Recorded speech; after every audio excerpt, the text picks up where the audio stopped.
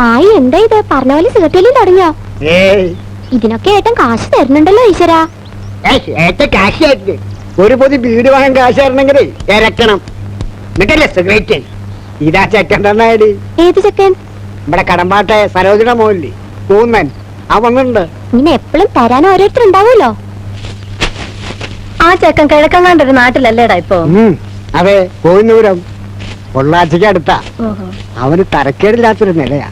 8-10 acre സ്ഥലവും ഒരു വീടൊക്കെ ഉണ്ട് ഇവിടെ. അവൻ കല്യാണമൊക്കെ കഴിഞ്ഞ് കുടുംബമായിട്ടാ കഴിയണേ? ആലോചന നടക്കുന്നുണ്ട്. ഞാൻ വെറുതെ ആലോചിച്ചു നമ്മുടെ സുധയുടെ കാര്യം. എനിക്ക് ഈ തറവാട് മഹിമയൊന്നും വേണ്ട. നമ്മുടെ ദിവാകരനെ പോലെ ഒന്നിനും കൊള്ളാത്തവനായിട്ട് എന്താ കാര്യം? അവന് മോഹമുണ്ടെന്ന് എനിക്ക് തോന്നി. തുറന്നു ചോദിക്കാൻ ഒരു പേടി. ഇവിടുത്തെ ഒപ്പം കഞ്ഞും കുറെ തിന്നിട്ടുണ്ടല്ലോ. നമുക്കൊന്ന് ആലോചിച്ചാലോ ഓപ്പോളെ? തെറ്റൊന്നുമില്ല. രാഘവനോടൊന്ന് പറയുന്നേ. ഞാൻ പറയണോ? അല്ലെങ്കിൽ ഓപ്പോളെ എന്നെ പറഞ്ഞാ പോരെ?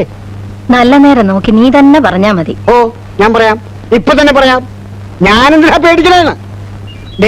ചില നേരത്തൊക്കെ എന്നെ തട്ടിക്കേറിയെങ്കിലും കാര്യമായിട്ടൊരു കാര്യം ഞാൻ പറഞ്ഞാൽ പൂച്ചയാണ് പൂച്ച.